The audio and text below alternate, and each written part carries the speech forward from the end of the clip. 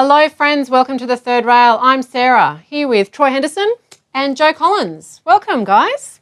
Thanks for having us. Thank you. A pleasure. Now first up, Governor of the Reserve Bank of Australia, Philip Lowe, I was about to say Rob Lowe, but I've got it right, it's Philip Lowe, has told workers that they shouldn't be so concerned about job security and they should be demanding higher wages. Troy, pretty interesting comments coming from the head of the Reserve Bank. Very interesting comments, I'd say unprecedented comments coming from a technocratic figure who's really the head of monetary policy in Australia, and he's lamenting the lack of wages growth in Australia, which is at historic lows, and really demanding that workers go out there and get a larger share of the economic pie, which I think is certainly needed given the terrible wages growth we've had over the last couple of years particularly. But it's a difficult thing to just achieve. You can't just say workers automatically deserve a higher wages and that's going to translate into higher wages. And we face various issues with that, particularly, the contradiction in the government's policy. On the one hand, you have even Scott Morrison talking about wages stagnation, but at the same time, he supports the cuts to penalty rates and he supports the Union Royal Commission, which is really about attacking a particular union, the CFMEU in Victoria, which is a union that's been more effective in getting higher wages for its members. And what do you think, Joe? You agree? I think it's a complete fantasy to argue that workers can just go out there and demand higher wages. I mean, that's certainly what the economics textbooks tell us. But I think for the majority of workers, in order to demand higher wages, they have to deal with things such as precarity in the workplace. I don't think Lowe has ever worked for a casual labour hire agency, for example, whereby if you do demand better conditions or wages, you just don't get called in the next day. I think it is true for some of the workforce that they do have more bargaining power in this context, but for the majority of workers, and if we're actually going to see a kind of macroeconomic lift in wage levels, it's complete fantasy. I mean, it's interesting, isn't it? And it's the point that you raised, because as I understand it, you need an increase in wages to increase spending, which will then result in increased economic growth. Now, I'm not an economist and that's probably pretty basic, but I think that's the right principle.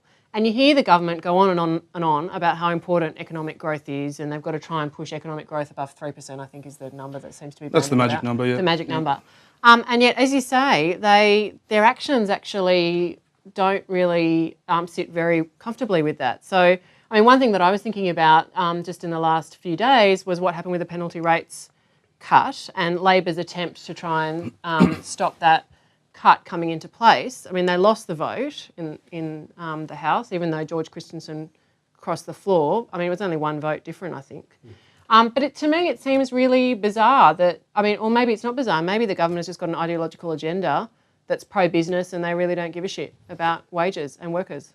I think they're torn. They're torn between their natural sort of class instinct, which is to support businesses being able to cut wages in particular enterprises. There's a term in economics called the paradox of costs, which basically means that it can be totally rational for an individual firm to cut wages, right, and boost its own profits.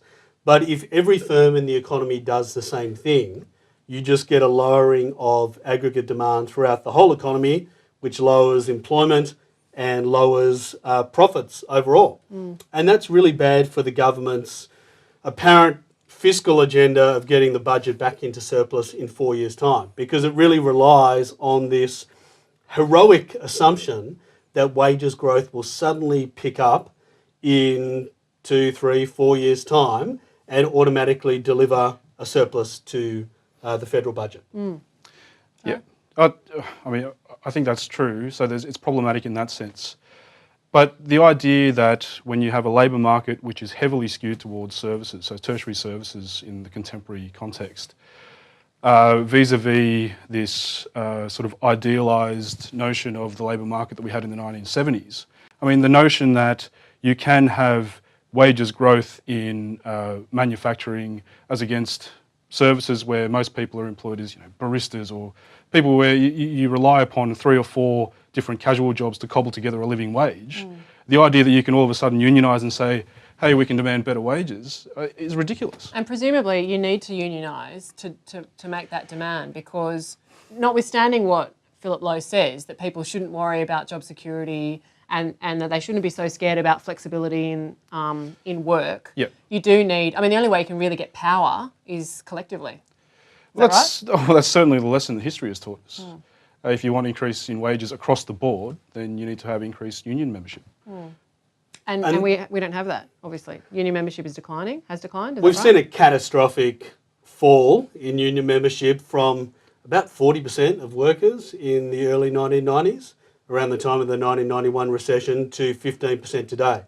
And it's even worse when you look at young people, where I think the union density is about 6%. So that doesn't augur well for the future of the union movement. And I completely agree with Joe that, you know, it is empirically true that union members, unionised workers, get better outcomes in terms of pay and conditions. So it is very difficult, if you've had huge structural changes together with an ideological assault on unions for the last 30 or 40 years, to suddenly get higher wage outcomes. Yeah. And there are two big questions for me. Can you actually have a return to those kinds of numbers in terms of union membership in the contemporary Australian economy? I think there are problems around that reality. The second question is, are we talking about partisan politics here? So whichever party's in power, they need to maintain that 3% magic number. So does that mean that, given the present reality of floating exchange rates, of liberalised trade and finance, can you actually institute the same kind of policy framework that you had toward the end of the 1960s, where you had historically high wage growth, within a different kind of international context? I mean, this notion that we can just romanticise the past and say, let's go back there and let's institute policies from the golden age of Whitlam or whatever, is ridiculous. So we have to ask different questions about what we can actually achieve in the contemporary period. Well, I just think it's interesting that you've got, the head of the Reserve Bank, which obviously is a very powerful institution in the economic framework because it's responsible for monetary policy, coming out and saying something that I would have thought would be pretty controversial from the perspective of the government of the day. It sort of makes me, for a layperson who isn't an economist, obviously, you sort of think, well, who are you to believe? I mean, on the one hand, you think, well, maybe I should believe him more than anyone else because he is the head economist, effectively, and he's sort of running one aspect of government policy. And yet, I just find that it's so confusing for ordinary people to know which way to turn when they're making decisions about what is the appropriate, economic policy. For example, when they're coming to vote. Yeah, well, I think partly he's exasperated because of the limitations of monetary policy. I mean, you can only lower the headline cash interest rate so much, and it's 1.5% at the moment. And the Reserve Bank is concerned about the housing bubble in Sydney and Melbourne and weak economic growth and wages growth throughout the rest of the economy. So it's really a plea from Philip Lowe for fiscal policy or just real wage increases from other sectors of society to offset the limitations of monetary policy. And it's interesting because, of course, recently we saw the Fair Work Commission come out and deal with the minimum wage issue. And apparently, and that will correct me if I'm wrong, but I understand that the government's position was that it urged the Commission to take a very cautious approach to increasing the minimum wage, because part of the reason apparently was that there are a lot of low-wage workers in apparently high-wage families, is what I had read. It was the part of the submission that I think was signed partly or perhaps wholly by Michaela Cash. Go figure. So it's just interesting that, you have a government which is, as we've said, so focused on trying to improve economic growth and improve its own economic management by being the managers that bring the economy back to surplus on the one hand, and on the other hand, doing the things that actually do not advance that proposition. And I find it, frankly, quite ridiculous, is all I can say. Yeah, well, it's the same Malcolm Turnbull line, isn't it? If you're having trouble getting to the housing market, get your parents to write you a cheque for $200,000. Exactly. And that's great if you grew up in the Turnbull household. Yep. But I asked my parents and they told me to bugger off. So Pauline Hanson is at it again.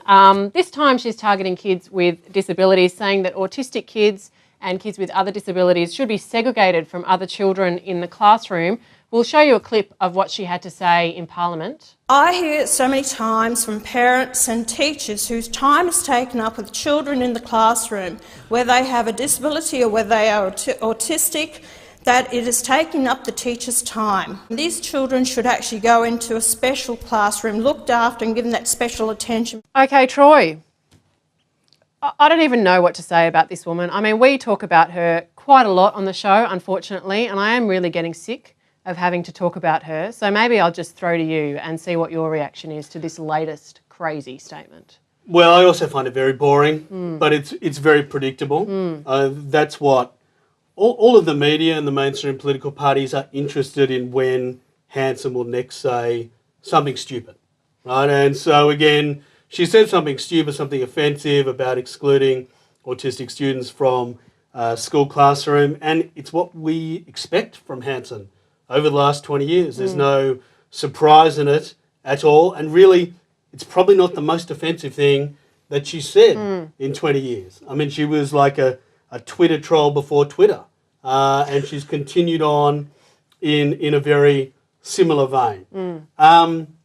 So I suppose I feel that in a way Australia is somewhat lucky that our most prominent right-wing populist is so incompetent, you know, is so lacking in talent and seems to attract so many nutbags, to use a technical term, like Malcolm Roberts, or, you know, these political Svengali characters who, you know, the first time she had David Oldfield. Oh, yeah. And now she's got, what's his name? James Ashby. Ashby, yeah, that's it. Right, so the political party itself is quite dysfunctional, but I think, and, you know, probably Joe will agree on this point, that she is speaking to a certain neglected constituency, but in a particularly offensive, narrow way that emphasises things around immigration and race and, you know, the whole shtick around we've got to get rid of political correctness.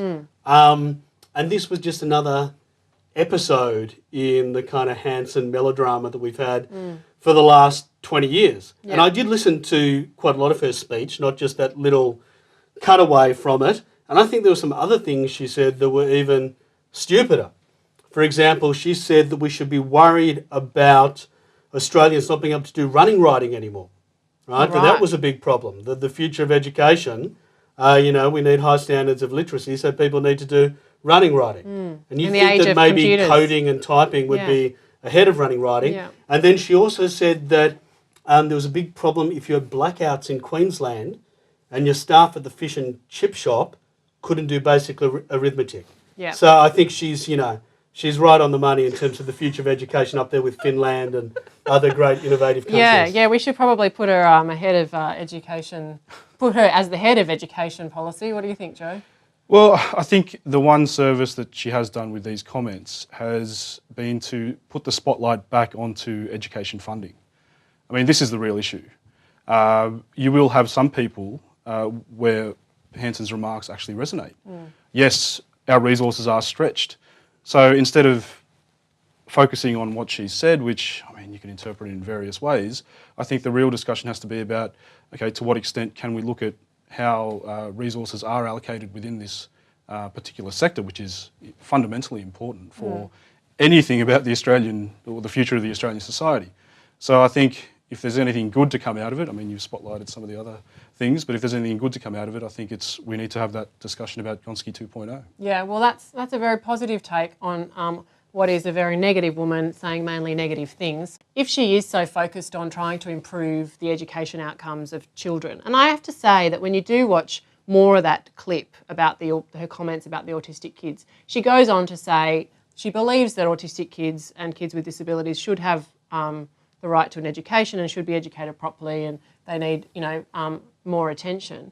So in a way, I mean, I don't want to say that her heart's in the right place because I really don't like her, but but in a way, what she really should have said was, look, you know, if there is an issue in the classroom because there aren't sufficient teaching resources to be able to give all the kids the attention they need, put more money into the classroom. You know, get more teachers, fund more teachers. Her solution is always about segregating, and this is her next sort of targeted group, you know. So Donald Trump seems to have emerged unscathed from the Jim Comey controversies, the Russia investigation that he's facing. And what I'm referring to is the fact that in the last week, the Republican candidate Karen Handel has won a congressional by-election in Atlanta, Georgia. Now, Troy, media reports that I've read at least are saying that this is sort of symbolic of the fact that, you know, the focus on Russia and Trump and the election result is just not cutting through to ordinary people on the ground, and that voters are just not listening to the stuff that, you know, you read in the New York Times and Washington Post on a daily basis. Well, in one way, probably the New York Times and the Washington Post are not so popular in Atlanta and other parts of Georgia. But I think it's a long bow to draw to say that this means that all the Russia investigation stuff is not going to continue. It probably is. But you've got to put it in the context that this was traditionally a Republican congressional seat that they've held for decades. And you did see a drop-off in that vote. I think it became a more suburban vote, and Hillary Clinton got a higher vote. The margin wasn't so big with Trump in the presidential election. But it's not exactly earth-shattering news that, you know, the Republicans won a seat that they traditionally do at a by-election. Trump's making a lot of it. I mean, of course, he was on Twitter, as one would expect. But he's making a lot of it. He's saying that, you know, this is about making America great again, and it shows that the fake news has lost. And I mean, Joe, what do you make of it? I'm a bit perplexed by this continuous circus that seems to be surrounding Trump. My own attention has been focused on what's been happening as a response to Trump's agenda. So one of the more interesting things that I've found is, for example, when he introduced his infrastructure plan, the Baltic Dry Index, which is something that we look at to see how world trade is going, it's effectively the price of shipping, shot through the roof. Because even though it's played off as this sort of protectionist policy, what's actually happening is people are competing. So firms are competing to flood the American market with all of the resources they'll need to carry out this infrastructure plan before the actual borders are closed in terms of trade receipts. So my point here is that even while all of this is going on and there's this big media show around the everyday workings of the Trump machine, there are real things manifesting in the global economy as a response to what he's doing. Yeah, right. So my sense is we need to keep one eye on what's actually going on in terms of the superficial stuff, but we also need to keep an eye on why the people voted for Trump in the first place. So what is generating things like endemic unemployment? And in these presumably particular none of that's societies? changed, obviously, in the last 6 months or so. Well, this is the thing, that it could change. You know, in a couple of years' time, we could see Trump re-elected because some of the promises that were made could actually come to fruition. Please don't say that, because that is really Possibly, disturbing. and possibly not. And because that infrastructure plan may not deliver the goods. You know, there are some economists such as Robert Reich, who was Clinton's Labor Secretary and has since become really a more progressive left-wing economist since that period of time, who have been quite scathing in their criticism of the infrastructure plan, saying it's heavily a public-private partnership type of plan that may not deliver the goods in terms of jobs. But I do agree with Joe. Like, if you do see some positive impact in terms, not just jobs, but real wages growth in those Rust Belt states that voted for Trump, the states that I think would have voted for Bernie Sanders if he'd been the Democratic candidate, if you see some tangible material economic changes for those people, maybe yes, Trump will be re-elected. But I think the other issue here is that there are liberals, centrists, Clinton supporters who have been so unhinged by Trump's victory that they will do anything to get rid of him in this term of Parliament, including impeachment. And I actually think if Trump were to be impeached, it would be a mistake, because there would be 40% of the US population who would have a permanent grievance against the political establishment. Yeah, right. Okay. And I mean, I don't subscribe to the hero in history idea where Trump is some kind of special guy that's come along and he's done exactly what was required. I think Trump has been produced by a particular structure, and if you impeach Trump, well, the next, Trump There'll be another 2.0 Trump, will yeah. arise. Because there are material needs that aren't being met by a bunch of people, and that's the real question here. We need to stop talking about his orange hair and his orange tan and start talking about why these people voted in the first place. But it's interesting, isn't it? Like, isn't there a real possibility that if he is impeached and you do have a push by someone like Bernie Sanders, I'm just thinking about what happened in the UK with Corbyn. I mean, on one view, there are Trump supporters that may very well support someone like Bernie Sanders. Absolutely. Economic policies are probably, I would understand. I mean, as I said, I'm not an expert in economics, but as I understand it, there are a lot of similarities in the types of, I suppose, goals that they both want to achieve, insofar as there are these workers who have struggled under, the neoliberal agenda that's been carried out all over the world. Yeah, I think that's what they had in common, that they were addressing concrete needs. I mean, that was the appeal, which is why the Democrats had to trash Sanders. You don't belong in politics, you're talking about what people actually want. Yeah. At least they had rhetorical similarities. We still haven't seen if there's any, follow through from Trump on things like trade, infrastructure spending, all that sort of stuff, where you feel that potentially that was just rhetoric for Trump. We'll have to see, whereas Sanders actually believed in that stuff. Well, it's interesting. I guess we'll just have to watch this space and see what happens next, because no doubt there'll be plenty of by-elections and, of course, the midterm elections, and we'll have to come back and have a chat about this in due course.